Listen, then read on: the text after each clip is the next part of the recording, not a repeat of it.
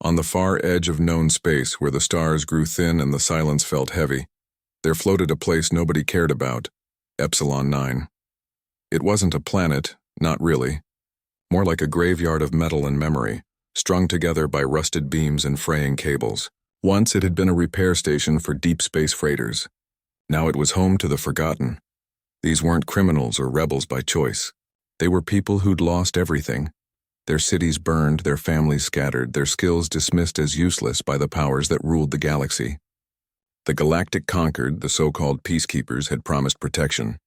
But when the Kale Dominion started swallowing up outer colonies, the conquered pulled back, calling those worlds non-strategic. Translation, not worth saving.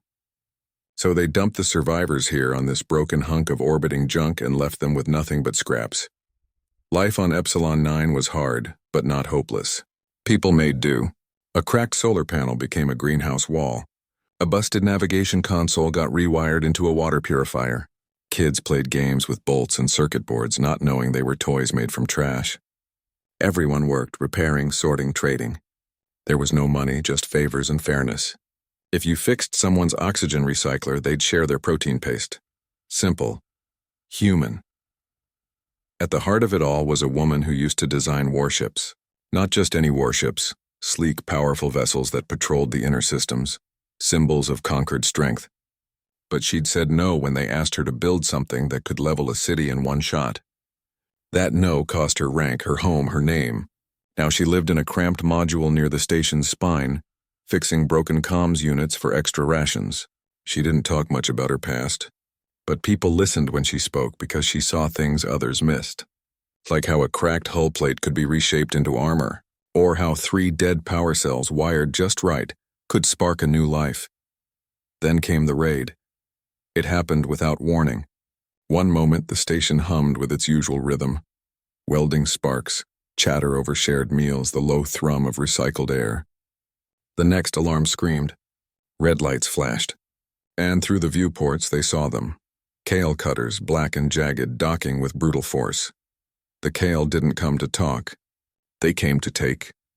They stormed through corridors, grabbing anything that still worked. Tools, medkits, even the station's last functional food synthesizer. When a group of elders tried to reason with them, they were shoved aside. One man, who'd once taught astrophysics at a university before his world fell, stood in their path. He didn't raise a weapon. Just held out his hands and said, "We have children here." A Kyle soldier shot him without blinking. By the time the raiders left, Epsilon 9 was quieter than ever. Not just damaged, violated. 12 people were dead, dozens more injured. The station's main power coupling was gone, leaving entire sectors dark and cold. For days, people moved like ghosts, wrapping bodies in thermal blankets, sharing the last of the clean water, staring into space with hollow eyes. But then, in the dim light of the central bay, where the biggest pile of scrap sat like a monument to better days, she stood up. She didn't shout, didn't make a speech, just walked to the center of the crowd that had gathered, drawn by something they couldn't name. She picked up a twisted piece of hull plating, scorched from an old engine fire. "They took what they wanted," she said, voice steady. "But they left us this." She held it up. It was dented, blackened, useless to most. "They think scrap is worthless," she went on. "But we know better. We've lived on scraps for months. We've fed our kids, healed our sick, kept the air breathing, all from what others threw away." A young mechanic, barely 20, spoke up. "What are you saying? We build a weapon out of junk?" "No," she said. "We build a shield. And maybe something more." She looked around. At the welders, the medics, the teachers turned scavengers. The kids who could strip a drone down blindfolded. "They gave us nothing. So we'll take what they left behind and make something they never expected." That night, in the cold and the dark, plans began to form. Not on data pads or hollow screens, those were long gone, but on salvaged metal sheets drawn with charcoal from burnt wiring. Someone found a half-melted fusion core in the wreckage of a cargo hauler. Another group remembered a derelict freighter drifting in the debris field nearby. Its frame intact, its engines dead but repairable. A retired pilot sketched flight paths on the back of a ration wrapper. It wasn't a war council. It was a community deciding to fight back, Not with anger, but with stubborn, quiet determination. They weren't soldiers.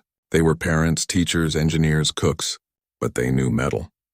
They knew how things broke and how to put them back together. And so, in the belly of a dying station, something new began to grow. Not from orders or grand strategy, but from shared grief and shared hope. They'd been told they were nothing, that their lives didn't matter, that their world was already erased. But as hands passed tools, as voices whispered ideas over shared meals, as children brought bolts for the big ship, a truth settled over Epsilon 9. You can't kill people who refuse to stop building, the Kale thought. They'd crushed them. The Conquered thought they'd contained them. But in the silence after the raid, among the scraps and the stars, a different kind of power was being forged, one bolt, one dream, one act of courage at a time. And it wouldn't stay quiet for long. Work began in secret, deep in the oldest section of Epsilon 9, the part nobody used anymore because the air filters barely worked, and the gravity plating flickered like a dying heartbeat. But that was perfect, hidden, quiet, safe. They called it the cradle. Not because it looked like one, it was more like a cave made of twisted metal, but because that's what it would become, the birthplace of something new. Every night after their regular shifts fixing life support or sorting salvage, people would slip away to the cradle with whatever they'd saved, a length of reinforced cable, a half-charged battery, a crate of old sensor arrays no one had touched in years. No one asked why. Everyone just knew. At first it was chaos. Too many ideas, not enough tools. Someone wanted to build a fast scout ship. Another argued for a mobile hospital. A group of teenagers insisted they could rig a shield generator from old mining drones. Arguments flared, tempers rose, and more than once someone walked out in frustration. But then the woman who'd started it all would say something simple. We're not building what we want. We're building what we can, with what we have. That changed everything. They stopped dreaming of perfect ships and started looking at what was right in front of them. A wrecked cargo hauler drifting just outside the station became their skeleton. Its frame was bent but solid, like an old tree that had weathered storms but still stood. Using jury-rigged tethers and hand thrusters, a small team went out in patched-up suits and towed it in, piece by piece. It took weeks. One wrong move and the whole thing could have torn the station apart. But they moved slow, careful, like they were carrying a sleeping child. Inside the cradle, the hauler's shell became their canvas. Welders worked in shifts, their faces lit by blue-white sparks that danced like fireflies in the dim bay. Kids, too young to weld but sharp-eyed, sorted through mountains of scrap, matching parts by shape and size, building piles labeled maybe useful and definitely not. Elders, whose hands shook too much to hold a torch, sat nearby and told stories of ships they'd served on long ago, describing how bulkheads locked, how coolant lines ran, how a good captain always checked the aft sensors before jump. No one was in charge, not really. But everyone had a role. The former medic repurposed IV drips into microfluid regulators for the ship's cooling system. A cook who'd once run a spaceport diner figured out how to turn food waste processors into emergency oxygen recyclers. Even the station's stray cat, a scrawny thing with one ear, got a job. It sat on warm engine parts and purred, a living heat sensor for overheating components. Progress was slow. Some days nothing worked. A power conduit would short out. A seal would leak. A carefully rebuilt thruster would sputter and die. Frustration hung thick in the air. But then someone would crack a joke or share a warm cup of synth tea, or hum an old lullaby while tightening bolts, and the mood would lift again. The biggest breakthrough came from the most unlikely place, the station's trash compactor. Buried under layers of compressed packaging and broken tools, someone found a damaged AI core, military grade, but fried beyond recognition. Most would have tossed it, but a quiet teenager who barely spoke spent 3 nights rewiring it with hair-thin filaments from old comms gear. On the 4th night, a flickering voice crackled through a speaker. System. Rebooting. Primary directive, protect crew. It wasn't smart. It wasn't fancy. But it remembered its purpose. And that was enough. As weeks turned into months, the ship began to take shape. Not sleek or shiny. Nothing like the Concorde's polished warships. This one was rough, patched, asymmetrical. One wing was wider than the other. The hull gleamed in patches where new metal met old rust. But it was alive. Lights blinked along its spine. Vents hissed with recycled air. And deep in its chest, a rebuilt fusion core hummed like a sleeping beast. They didn't talk about weapons, not at first. They focused on survival. Shields that could deflect debris, engines that could outrun trouble, a cockpit that gave a clear view of the stars. But then came the day a Kale patrol passed close enough to scan Epsilon 9. Panic spread. People hid. Children were sent to the deepest bunkers. For hours, everyone held their breath. The Kale didn't attack, but they saw them. And that changed things. That night in the cradle, the mood shifted. "We can't just run," someone said. "Not forever." Another added, "If we're going to fly, we better be ready to fight." So they started thinking differently. A cargo bay became a launch tube for repurposed mining drones, now armed with scrap metal shrapnel. Old freighter turrets, long rusted shut, were pried open and retrofitted with railgun coils made from melted-down structural beams. Even the ship's hull was part of the plan, layered with magnetic plating that could deflect low-grade plasma fire. It wasn't about destruction. It was about defense, about saying you won't take us without a cost. Then came the test, not a battle, just a systems check. They powered up the core for the first time. Lights flared. Conduits buzzed. Alarms blared, then quieted as the jury-rigged AI stabilized the flow. And then, a sound, deep, resonant, steady. The engines, cold for years, finally breathed.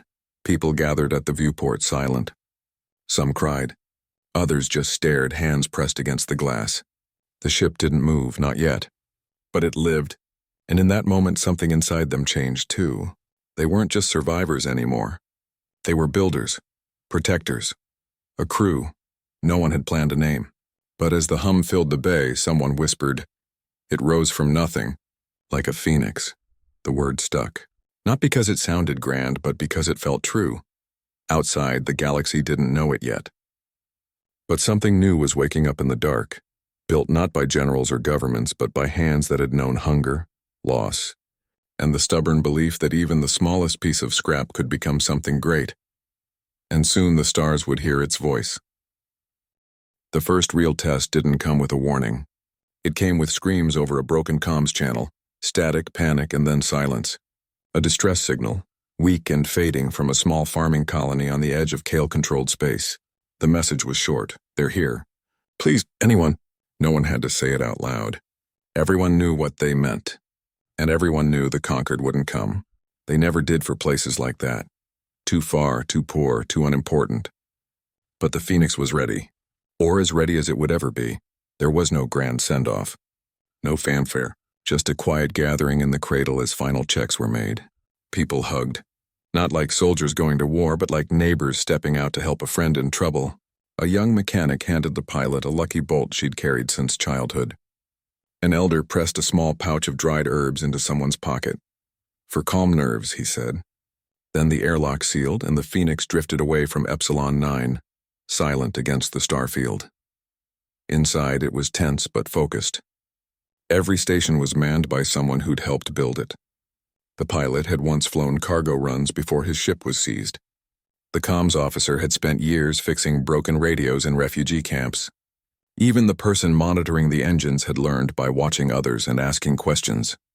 They weren't trained warriors, but they knew their ship like they knew their own hands. When they arrived near the colony, the sight stole their breath. 3 Kale destroyers hovered over the settlement like vultures. Smaller shuttles darted down to the surface, dragging people out of their homes, loading them into holding pens. Smoke rose from burned-out buildings. And in the middle of it all, a Kale command ship, the biggest one yet, sat like a throne of steel and shadow. The Phoenix was one ship. They were 4. Panic flickered. Someone whispered, "We can't win this."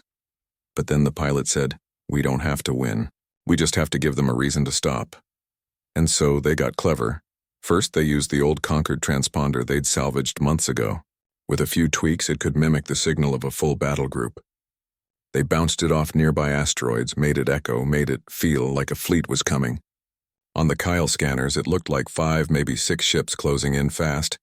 Then they launched their first trick, a swarm of old mining drones, reprogrammed to fly erratically and emit heat signatures. To the Kale, it looked like incoming missiles. 2 destroyers broke formation to intercept, just as planned.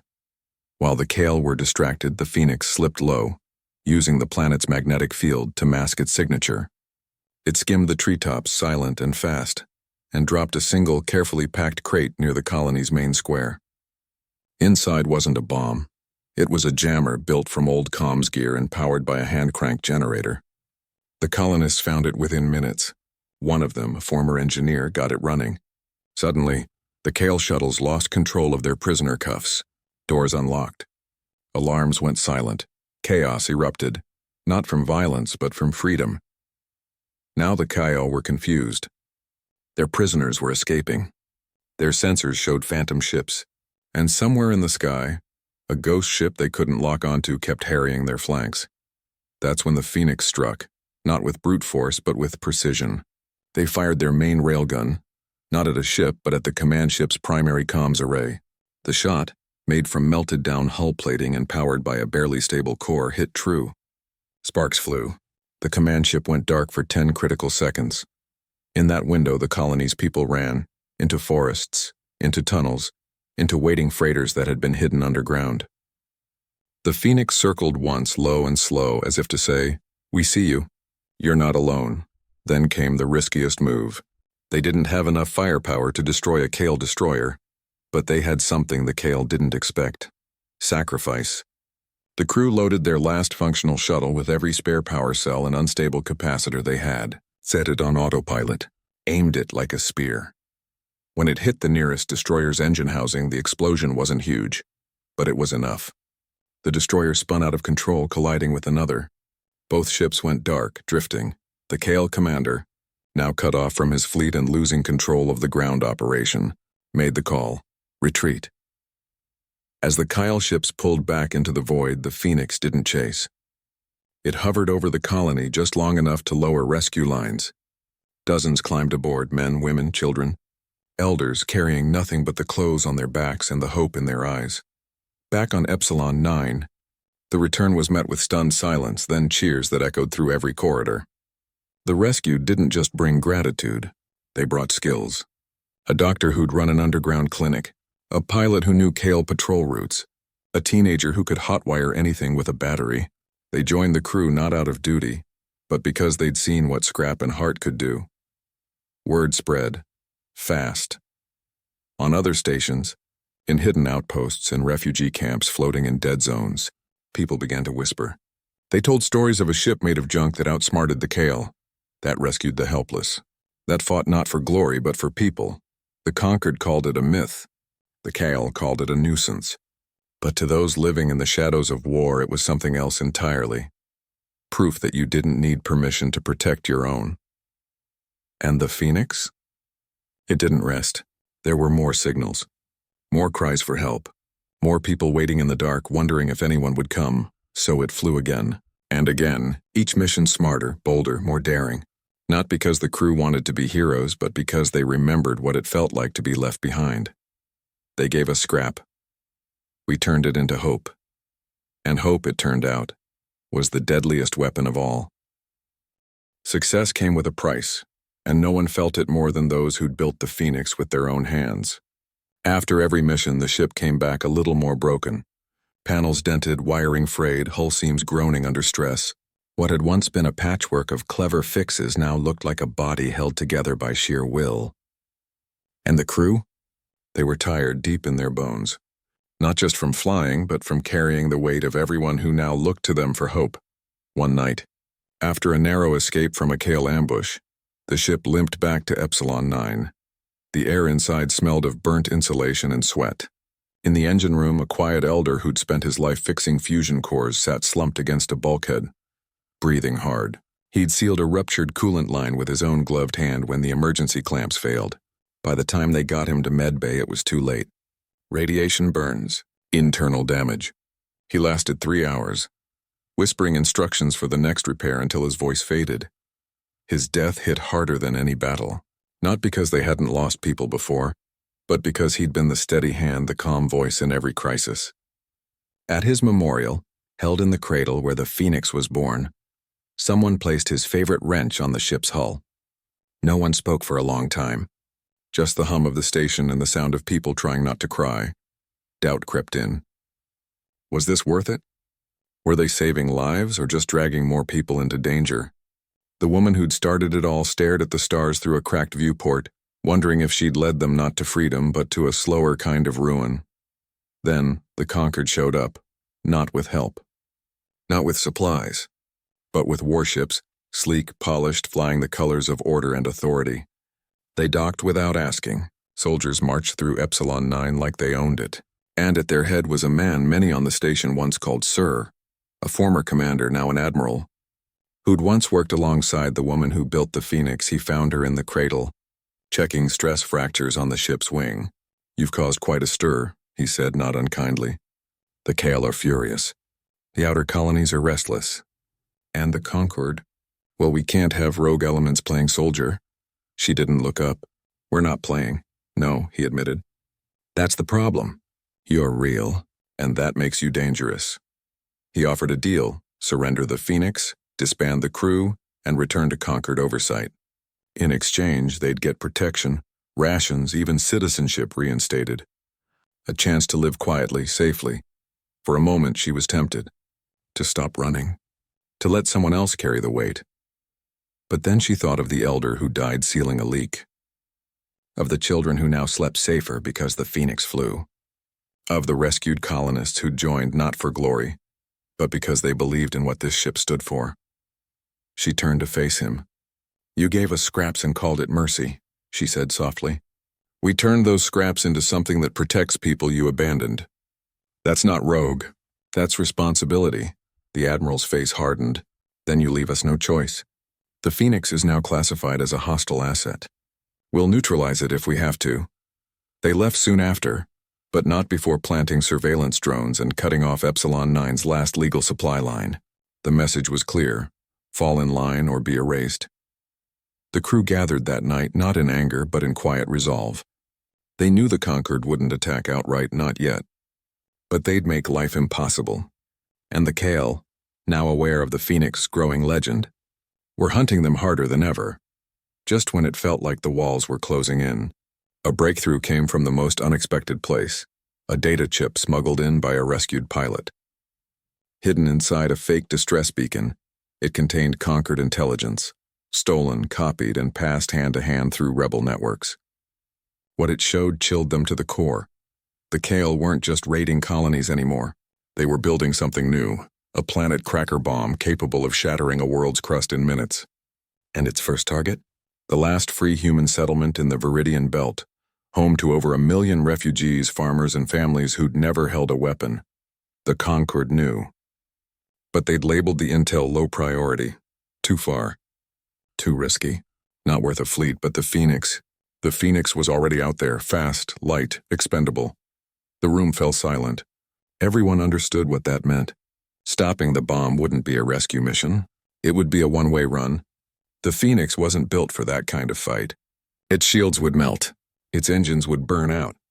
And even if they reached the bomb, there was no guarantee they could disable it. Yet no one said no. A young mechanic spoke first. "My sister's on Viridian.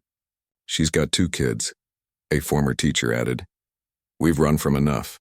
Maybe it's time to stand." An old pilot who'd lost his home twice just nodded. "If we don't go, who will?" They spent the next days preparing, not with speeches but with quiet work, reinforcing what they could, rewiring systems for maximum thrust, loading every spare capacitor, every drone, every trick they'd ever learned. Children helped by packing emergency rations. Elders blessed the ship with old words from forgotten homeworlds. And through it all, the woman who'd started this journey walked the decks one last time. She ran her hand over the hull, the dents, the patches, the places where scrap had become strength. This ship wasn't metal. It was memory. It was love. It was the refusal to let cruelty be the final word. When the time came, there were no goodbyes. Just handshakes, hugs, a shared meal of simple food. Then the airlock sealed and the Phoenix lifted off, not as a warship, but as a promise. They knew they might not return, but they also knew this. As long as someone was willing to turn scrap into courage, the fight wasn't over, and that was enough. The final run began in silence. No music, no last words over the comms, just the steady hum of the Phoenix overworked engines as it cut through the dark toward the Kyle Armada. Ahead, a dozen warships circled a monstrous structure, the Planet Cracker bomb glowing with unstable energy, its core pulsing like a diseased heart. Beyond it, the blue-green curve of Viridian hung in space, peaceful, unaware, full of people who'd already lost everything once and didn't deserve to lose it again. The crew didn't talk much. They didn't need to. Every hand knew its task. Every eye watched the scanners. They'd rehearsed this in their heads 100 times, but nothing could prepare them for the sheer scale of what lay ahead. The Kale fleet wasn't just guarding the bomb, they were daring anyone to try. The Phoenix had no chance in a straight fight. So they didn't fight straight. First, they unleashed their oldest trick, the Ghost Fleet. Using every spare drone, every reflective panel, every piece of junk they could spare, they created a swarm of false signals, flashing, darting, vanishing. To the Kale sensors, it looked like a dozen ships attacking from all sides. Confusion rippled through the enemy lines. 2 destroyers peeled off, firing at empty space. While the Kale chased shadows, the Phoenix dove low, riding the edge of a nearby asteroid belt. Dust and rock masked its heat signature.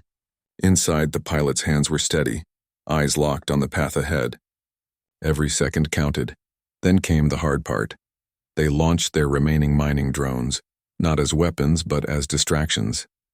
Each one carried a small charge and a loud signal, designed to draw fire. As the drones scattered, Kale turrets swiveled, blasting them apart in bright flashes. But in those split seconds of chaos, the Phoenix slipped through. A railgun blast from a Kale cruiser tore through their starboard wing. Alarms blared. Oxygen hissed from a breach. Someone sealed it with a quick weld patch and kept working. No panic, just purpose, closer now. The bomb loomed large, a nightmare of spinning rings and crackling energy. Its control nexus, the weak point, glowed red at its center. But getting there meant flying straight into the heart of the Kale fleet. That's when they made their choice. The woman who'd built this ship from scraps stood in the cockpit. Not as a commander, but as one of the crew. "We don't have to survive," she said quietly. "We just have to finish the job." They pushed the engines past safe limits. Metal groaned. Lights flickered. The AI, patched, tired, but loyal, whispered, "Core stability failing. Recommend immediate shutdown." "Override," came the reply. The Phoenix shot forward like a comet, trailing sparks and smoke. Kale fire lit up space around them, but they didn't swerve, didn't slow. They aimed true. At the last possible second, they fired everything. Railgun, drones, even the ship's own landing struts, ripped free and launched like spears. It wasn't about destroying the bomb. It was about hitting the control nexus just right and then impact. The Phoenix didn't explode. It merged, plowing into the nexus with every ounce of speed and will it had left. For a heartbeat, nothing happened. Then a chain reaction rippled through the bomb systems. Lights died. Rings froze. The deadly pulse in its core stuttered and stopped. Silence. The Kale fleet, stunned, held position. The bomb hung dead in space, harmless. On Viridian, people looked up at the sky, unaware that their world had just been saved by a ship made of junk and heart. Back at Epsilon 9, there was no celebration. Just a long, heavy quiet. The comms stayed silent. The rescue beacon never lit up. Everyone knew, but no one said it out loud. Not yet. Then, days later, something strange began to happen. A freighter arrived from the outer rim, not with supplies, but with a story. They'd seen the Kale fleet retreating in confusion, heard rumors of a ghost ship that flew straight into hell and didn't come back. On board, they carried a piece of twisted metal, part of the Phoenix hull found drifting near the dead bomb. They gave it to the people of Epsilon 9 like a sacred relic. Soon, more ships came. Not conquered, not Kale, just ordinary people, farmers, miners, refugees who'd heard what happened. Some brought tools. Others brought blueprints. A few just brought their hands and their grief, and they started building. Not one ship. Many. Small. Fast, patched together from whatever they had. Old freighters, busted shuttles, even repurposed cargo containers. Each one carried a piece of the Phoenix spirit. Some painted its symbol on their hulls. A rising bird made of gears and stars. Others played its final transmission on loop during launches. A quiet hum, then static, then silence. The Concorde, shamed by their inaction and pressured by public outcry, finally changed their stance.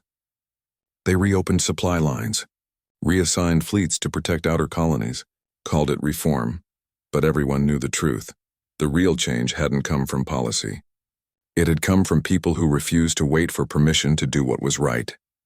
Years later, on a rebuilt section of Epsilon 9, now called New Cradle, children played near a monument made of scrap metal. At its center stood the last intact piece of the Phoenix, its cockpit window, cracked but clear, facing the stars. An old mechanic, now teaching the next generation how to weld, watched a young girl carefully attach a bolt to a new ship's frame. She looked up and asked, "Will this one fly as far as the Phoenix, huh?"